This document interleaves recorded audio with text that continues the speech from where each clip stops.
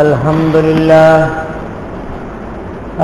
لله نحمده ونستعينه ونستغفره ونؤمن به ونتوكل عليه ونعوذ بالله من شرور أنفسنا ومن سيئات أعمالنا من يهده الله فلا مضل له ومن يضلله فلا هادي له ونشهد أن لا إله إلا الله وحده لا شريك له ونشهد أن سيدنا ومولانا محمدا عبده ورسوله وصلى الله تعالى عليه وعلى آله وأصحابه أجمعين أما بعد فأعوذ بالله من الشيطان الرجيم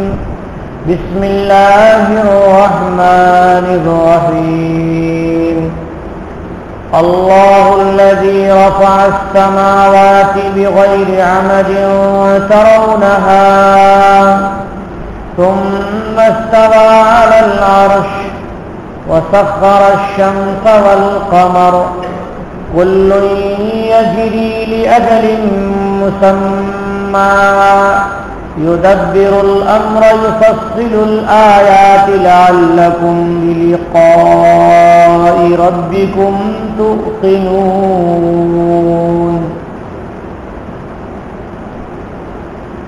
وهو الذي مد الأرض وجعل فيها رواسي وأنهارا ومن كل الثمرات جعل فيها زوجين اثنين يغشي الليل النهار إن في ذلك لآيات لقوم يتفكرون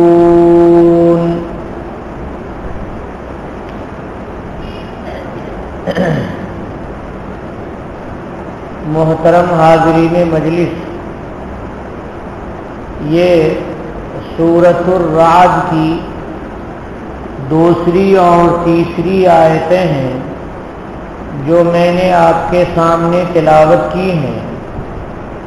اللہ رب العالمین نے اپنے ایک ہونے اور اپنے طاقتور ہونے کی دلیل اس آیت میں بیان فرمائی کہ اللہ رب العالمین اتنے بڑے طاقتور ہیں کہ اللہ سے بڑا کوئی طاقتور نہیں ہے۔ جب اللہ کی طاقت سب سے بڑی طاقت ہے تو اللہ تعالی ہی کی عبادت ہونی چاہیے۔ انسان اپنے سے غور کرے تو عقل سے وہ اللہ کو پا سکتا ہے، لیکن شریعت کے احکام عقل سے سمجھ نہیں سکتا، تو اللہ رب العالمین نے احکام کو قرآن پاک میں اور جناب محمد رسول اللہ صلی اللہ علیہ وسلم کی احادیث میں بیان فرما دیا ہے۔ لیکن اللہ تعالی شفیق ہیں، شفقت کے پیش نظر انسان کو قرآن پاک میں بھی اپنی وحدانیت کو سمجھایا ہے۔ عقل بھی کافی ہے اللہ تک پہنچنے کے لیے، یعنی اللہ تعالیٰ کو ایک جاننے کی دلیل عقل جمع کر سکتی ہے۔ کوئی بھی غور کرے گا تو وہ اللہ تعالیٰ تک پہنچ سکتا ہے، لیکن پھر بھی اللہ نے انسانوں پر رحمت کے پیش نظر اپنے ایک ہونے کی دلیلوں کو قرآن پاک میں بھی بیان کیا ہے، اور بہت زیادہ بیان کیا ہے، مختلف انداز سے بیان کیا ہے، مختلف تعبیرات مختلف الفاظ سے بیان کیا ہے۔ تو یہاں بھی اللہ تعالی اپنے ایک ہونے کی دلیل اور اپنے سب سے زیادہ طاقتور ہونے کی دلیل بیان کر رہے ہیں۔ آدمی گھر بناتا ہے تو بنیاد ڈالتا ہے، اور ستون دیتا ہے، پائے دیتا ہے، دیواریں دیتا ہے، پھر اوپر چھت پڑتی ہے۔ لیکن اللہ رب العالمین نے جو چھت بنایا ہے آسمان کا، اس کی دیوار نہیں دی ہے اور اس میں ستون اور پائے نہیں دیے۔ اتنے ہی سوچ لے آدمی تو اللہ کی طاقت کو مان لے گا۔ اللہ رب العالمین نے چھوٹی سی چھت نہیں بنائی، بہت بڑی پھیلی ہوئی چھت بنائی۔ انسان چھوٹی سی چھت بناتا ہے، یہ بھی انسان کے ادنا طاقت کی اور اللہ کے اعلیٰ طاقت کی دلیل ہے۔ انسان کی چھت ٹپکتی بھی ہے اور سوراخ بھی اس میں ہو جاتے ہیں، ٹوٹ بھی جاتی ہے اور کافی دن ہو کر کے کمزور اور بوسیدہ ہو جاتی ہے۔ لیکن اللہ تبارک و تعالیٰ کی چھت کو دیکھو کہ کیا اس میں کوئی فرق پڑا؟ کہیں اس میں سوراخ ہے، کہیں اس میں کمزوری ہے؟ کیا وہ چھت زمانے سے کھڑے ہونے کی وجہ سے گرنے والا ہے، گرنے والی ہے؟ نہیں، ایسا نہیں۔ اللہ تعالیٰ نے بار بار کہا ہے فرجعی البصر ثم ارجعی البصر هل تری من فطور۔ ایک بار نہیں، بار بار دیکھو اللہ کی چھت کو۔ کیا اللہ کی چھت میں کوئی پھٹن ہے، کوئی شگاف ہے، کوئی سوراخ ہے، کوئی بوسیدگی اور کمزوری ہے، کوئی رنگ روغن میں کوئی فرق پڑ گیا ہے؟ انسان کی چھت کو تھوڑے تھوڑے دن کے بعد رنگنا پڑتا ہے، پینٹ کرنا پڑتا ہے شائننگ لانے کے لیے، لیکن اللہ رب العالمین کی چھت کو کسی پینٹنگ کی ضرورت نہیں۔ انسان کو اپنا چھوٹا سا مکان بنانے کے لیے بہت سارے مزدوروں کی ضرورت پڑتی ہے، لیکن اللہ رب العالمین نے اتنی بڑی چھت بنائی، اتنا بڑا آسمان بنایا، اور اللہ رب العالمین کو کسی کی ضرورت نہیں۔ یہ غور کرنے کے لیے اللہ تبارک و تعالیٰ نے سمجھایا۔ پھر کیا سمجھایا؟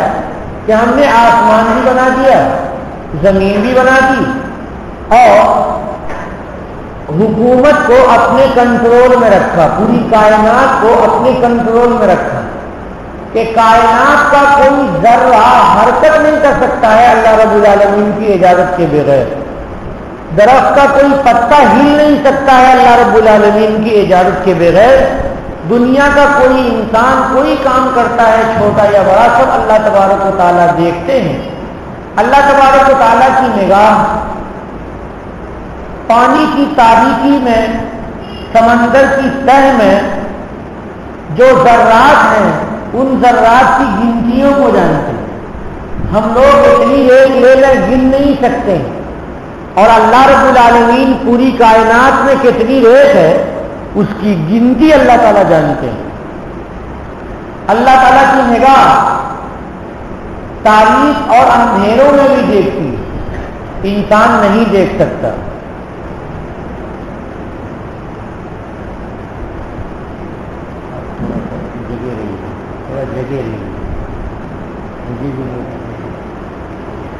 اللہ رب العالمین کی جو یہ کائنات ہے، اس کائنات میں اللہ تبارک و تعالیٰ کسی کو ساجی اور شریک نہیں رکھے ہوئے ہیں کہ پرنامبر کی حکومت ہم تم کو دے دے رہے ہیں اور آمبول کی حکومت فلاں کو دے دے رہے ہیں اور مدراس کی حکومت فلاں کو دے دے رہے ہیں۔ ایسا اللہ تعالیٰ نے کوئی تقسیم نہیں رکھا، ایسا نہیں کیا اللہ تعالیٰ نے کہ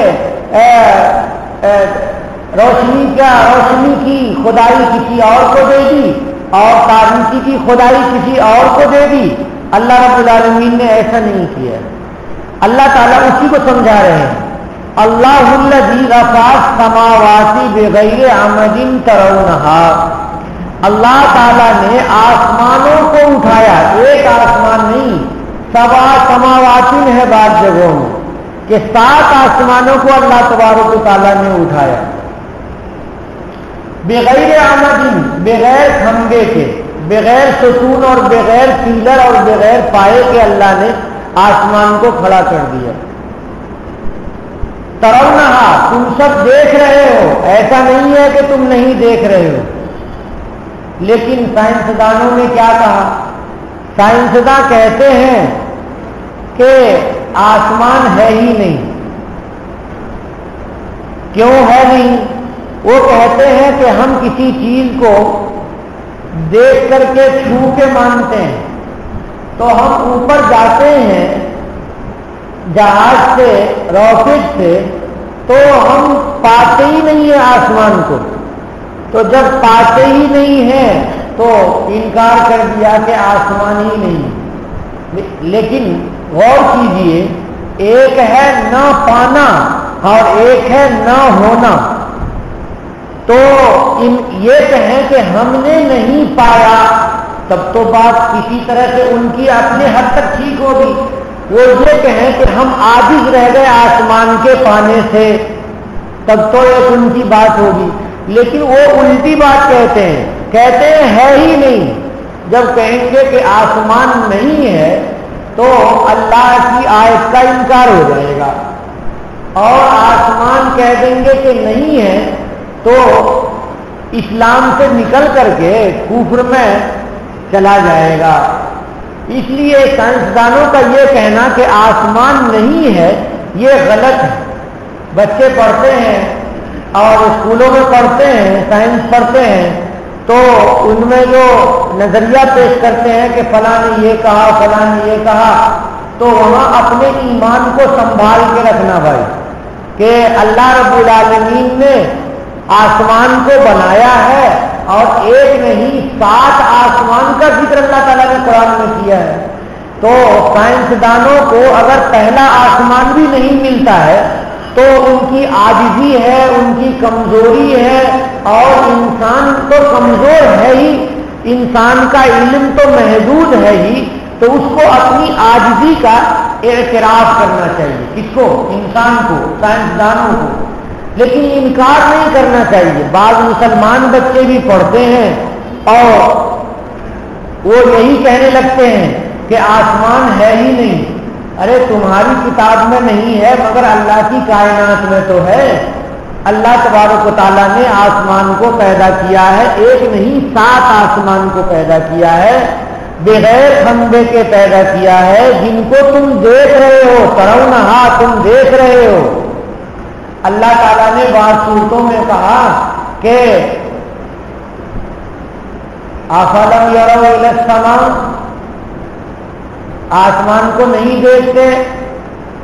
نہیں، یہاں پہ نہیں، یہاں پہ دوسری قدرت ہے۔ 29ویں پارے کی آیت ہے کہ فرجع البصر ثم ارجع البصر هل ترى من فطور۔ 29ویں پارے میں نکالو، 29ویں پارے میں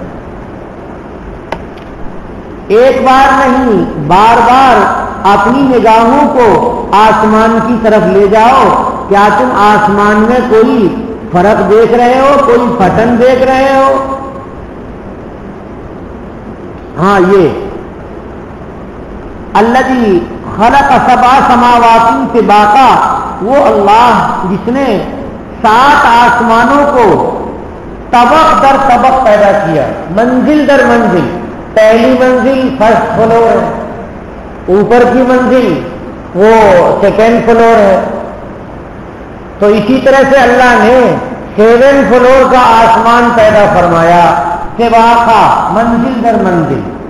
ما ترى فی خلق الرحمن من تفاوت، نہیں دیکھو گے تم اللہ کی پیدا کردہ چیز میں کوئی فرق نہیں آیا۔ جیسا پہلے دن ہے ویسا قیامت کے دن بھی رہے گا۔ فرجع البصر، اے انسان اپنی نگاہ کو لوٹاؤ اور خوب غور سے آسمان کو دیکھو۔ هل ترى من فطور، ہاں کیا تم نے کوئی پھٹن دیکھ لیا؟ آسمان میں کوئی شگاف دیکھ لیا؟ انسان کہے گا کہ نہیں دیکھا. اچھا نہیں دیکھا اور غور کر کے دیکھو. ثم ارجع البصر، پھر دیکھو غور کر کے. کرتین، بار بار دیکھو، 2 مرتبہ دیکھو، یعنی بار بار دیکھو آسمان کو. ينقلب إليك البصر خاسئا وهو حسير، تیری نگاہ تمہاری طرف لوٹ آئے گی مایوس ہو کر کے، اس حال میں کہ وہ تھکی ہوئی ہوگی. یعنی آسمان کی طرف کتنا ہی غور کر کے دیکھو گے تو آسمان میں کوئی فرق نہیں دکھا سکتے کہ پہلے کچھ الگ تھا اور اب کچھ الگ ہے، نہیں دکھا سکتے. تو اللہ تبارک و تعالیٰ نے آسمانوں کو پیدا کیا. آگے فرمایا وَلَقَدْ زَيَّنَّا السَّمَاءَ الدُّنْيَا بِمَصَابِيحَ، ہم نے دنیا کے آسمان کو چراغوں سے مزین کیا ہے. چراغوں سے، کیا ہے چراغ؟ ستاروں سے مزین کیا ہے. وَلَقَدْ زَيَّنَّا السَّمَاءَ الدُّنْيَا، یہ دنیا کا جو آسمان ہے انسانوں کو اچھا دکھنے کے لیے اور انسانوں کو اللہ کی قدرت کو پہچاننے کے لیے، اللہ رب العالمین کی طاقت پر ایمان لانے کے لیے اللہ تعالیٰ نے پیدا کیا اور سجا دیا. مصابیح، چراغوں سے سجا دیا. نیچے سے دیکھیں گے تو ستارے تو چراغ ہی نظر آتے ہیں.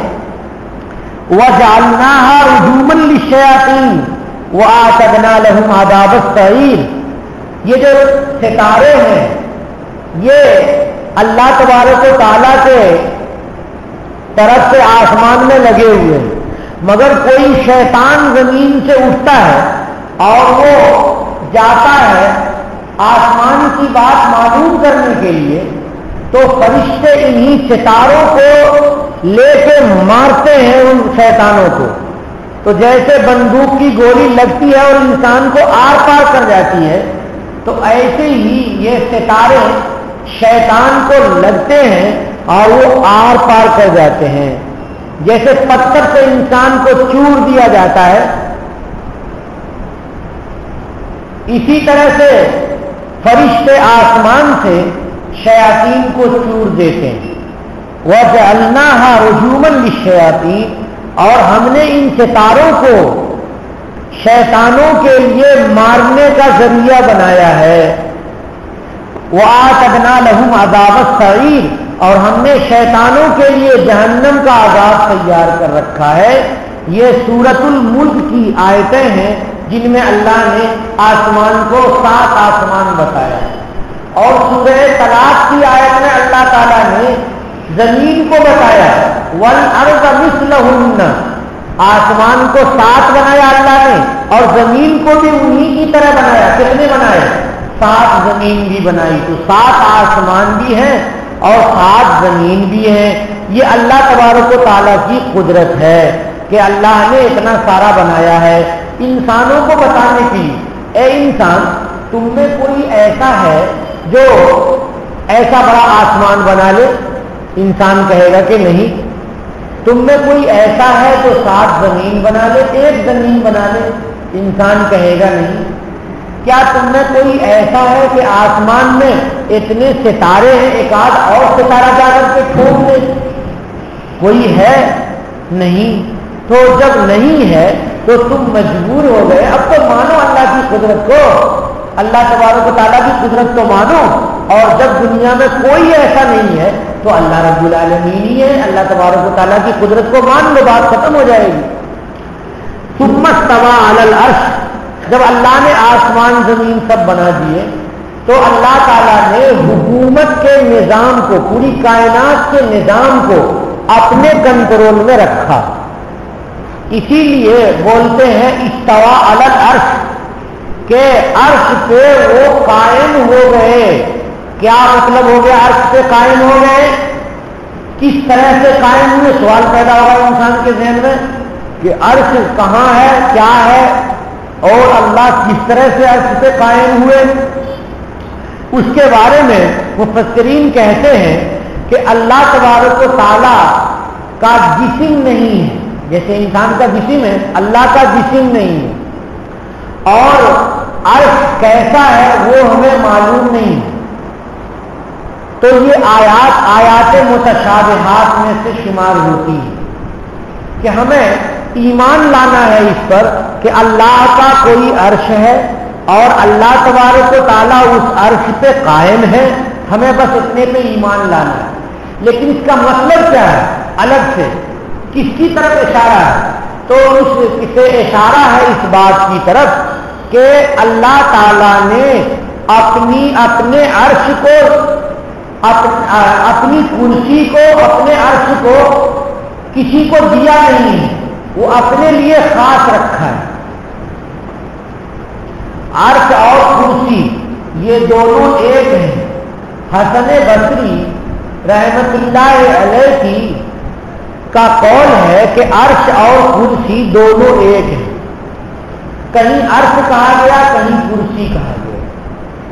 جیسے مثال کے طور پہ بتاتا ہوں کہ جیسے آپ کہیں گے کہ ہمارے شہر کے چیئرمین فلاں صاحب، آج تک میری ملاقات ہوئی نہیں، کہ ہمارے شہر کے چیئرمین فلاں صاحب، کہتے نہیں کہتے؟ تو چیئرمین کا مطلب کیا ہوتا ہے؟ کرسی پر بیٹھنے والا آدمی۔ تو کیا اس کی ایک کرسی ہے اور اس کرسی پہ بیٹھ کر کے وہ چیئرمین ہو گیا؟ اگر ایسا چیئرمین ہو تو یہ سارے لوگ بھی کرسی پہ بیٹھے ہوئے ہیں، سب کے سب چیئرمین ہو گئے، ادھر بھی سب چیئرمین ہو گئے؟ نہیں، مطلب یہ ہے کہ یہاں کے نظام، یہاں کی حکومت کا باغ دور ان کے ہاتھ میں ہے، کنٹرول ان کے ہاتھ میں ہے، وہ یہاں کے ذمہ دار آدمی ہیں، سیاسی ذمہ دار ہیں، یہ مطلب ہوگا نا۔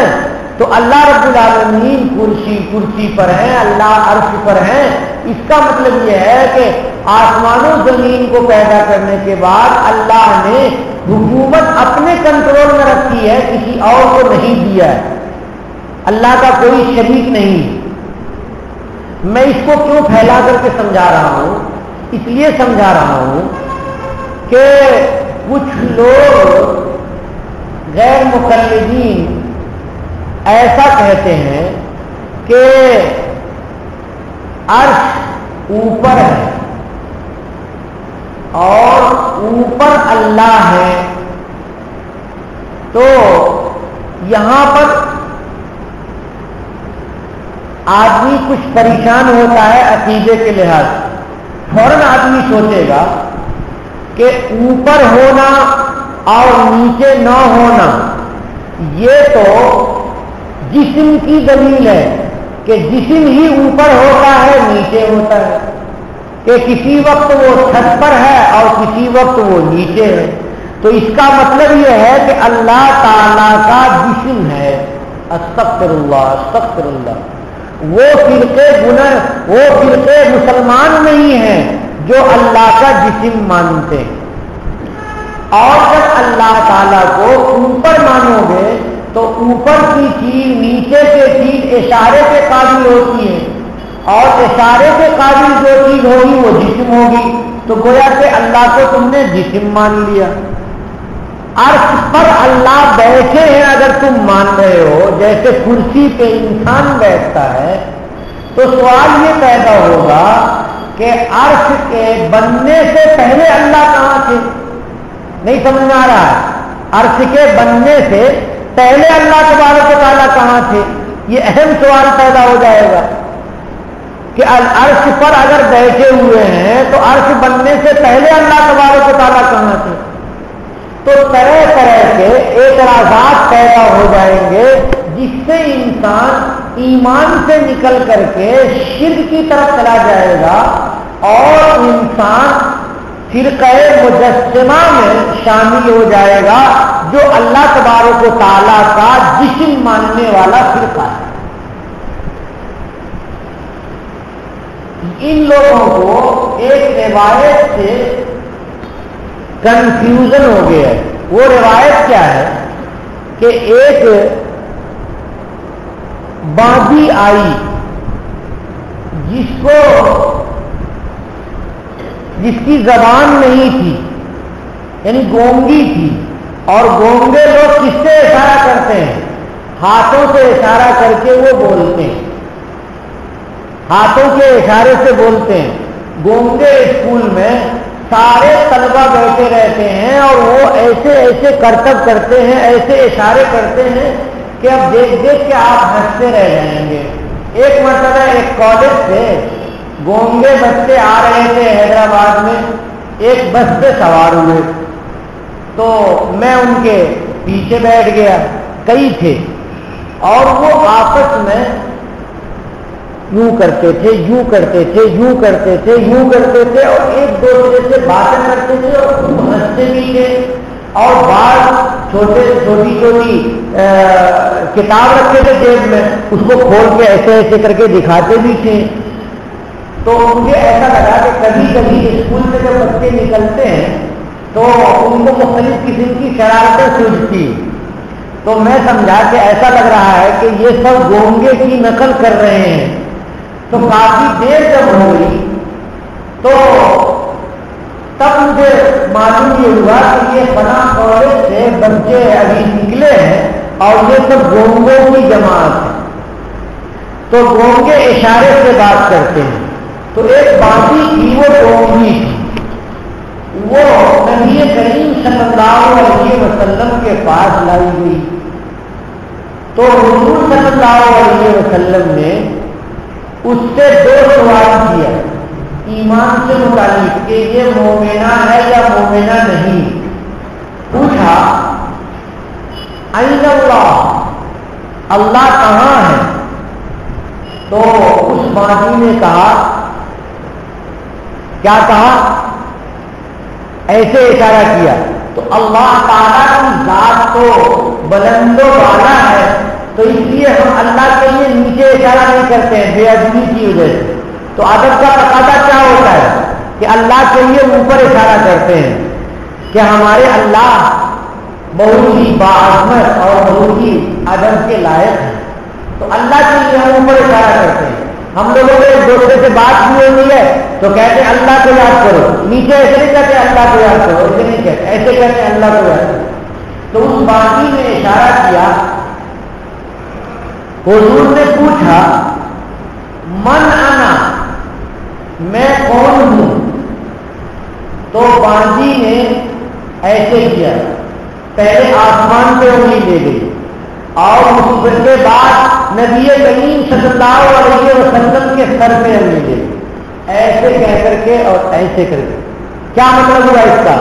کہ اللہ کے بھیجے ہوئے نبی ہیں, یہی تو مطلب ہوا. تو اس حدیث شریف میں بازی کا ذکر ہے اور وہ بازی گونگی تھی.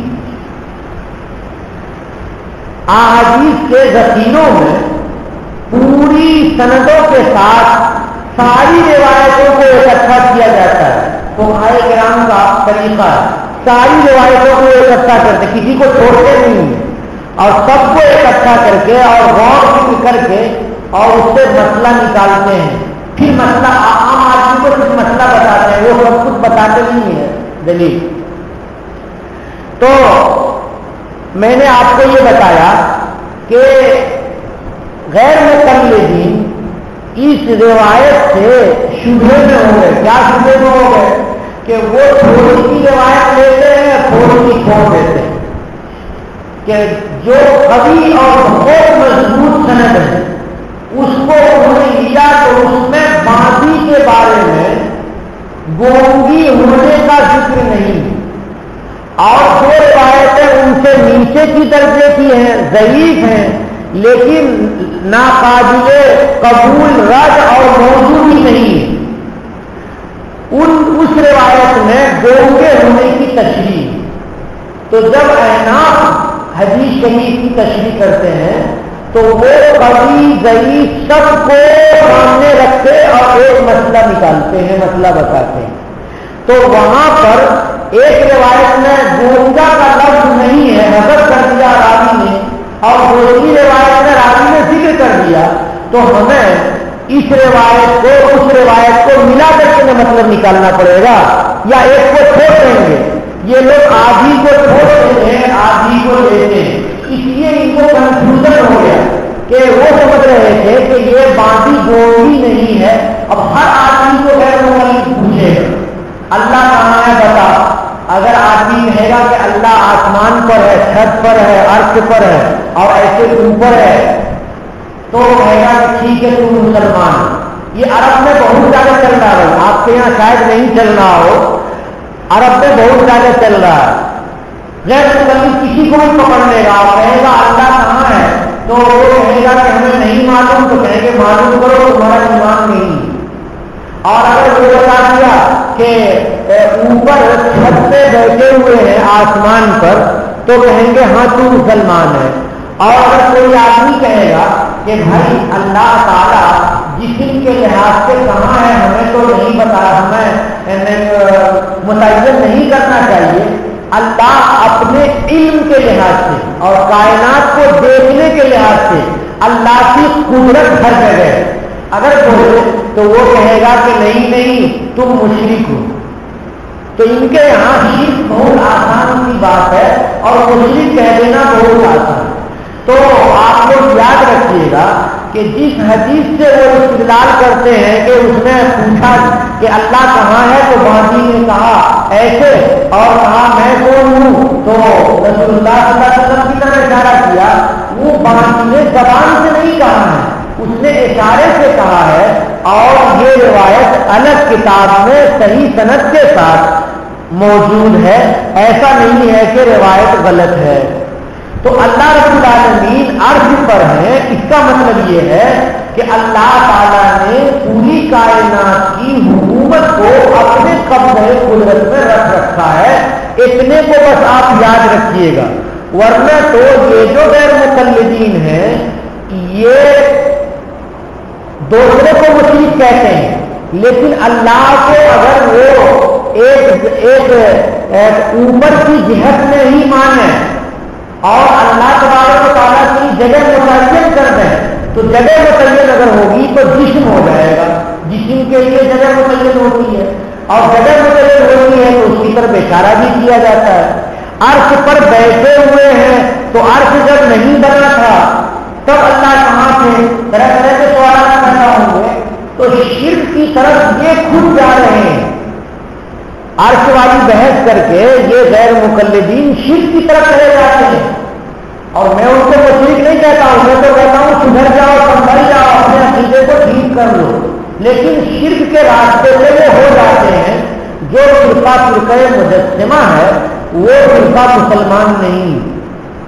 تو یہ سب چیزیں بیچارے جو عام غیر مقلدین ہیں ان کو پتہ نہیں، اور جو سخت قسم کے ہیں وہ بہت زیادہ جیت پہ اڑ جائیں گے، آپ کو اچانک کہیں پر پکڑ لیں گے۔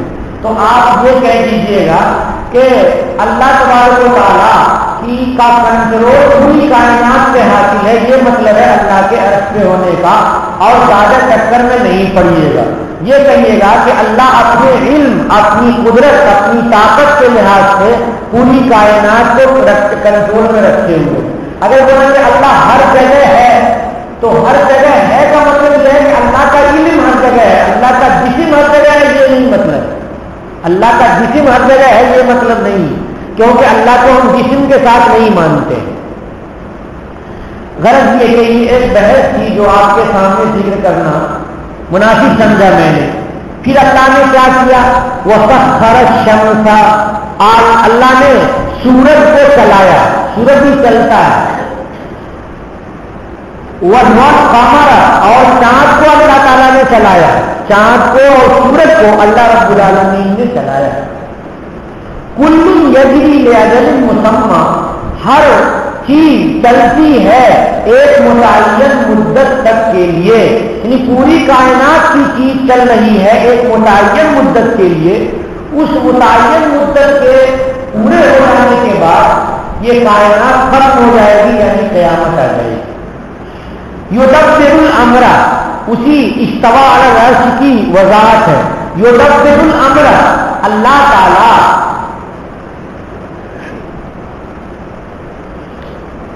کاموں کا انتظام فرماتے ہیں، اللہ تبارک و تعالیٰ احکامات کا انتظام فرماتے ہیں، یعنی پوری کائنات میں اللہ کا آرڈر چلتا ہے، اور وہ سارے آرڈر کا انتظام کس کے ہاتھ میں ہے؟ اللہ رب العالمین کے ہاتھ میں ہے۔ یفصل الآیات، اللہ نشانیوں کو کھول کھول کے بیان کر رہے ہیں، کہ آسمان کو پیدا کیا، زمین کو پیدا کیا، عرش کو پیدا کیا، سورج کو پیدا کیا، چاند کو پیدا کیا، اور سب کا ایک وقت متعین ہے، یہ سب کہہ رہے ہیں. تو یفصل الآیات کہ اللہ نشانیوں کو کھول کھول کر تفصیل سے بیان کر رہے ہیں. کاہے لعلکم بلقاء ربکم توقنون، تاکہ اے مسلمانوں تم لوگ اپنے رب سے ملاقات پر یقین کر لو، اپنے رب سے ملاقات کا یقین کر لو کہ تمہاری ملاقات اپنے رب سے ہوگی. یہ کائنات کا ایک وقت متعین ہے، اس وقت کے بعد کائنات ختم ہو جائے گی اور اللہ رب العالمین کا سامنا ہوگا اور جنتی اللہ رب العالمین کو جنت میں دیکھیں گے. آج یہیں تک رہنے دیجیے اور کچھ مسائل آپ کے سامنے زکوٰۃ کے پیش کر دیے جائیں.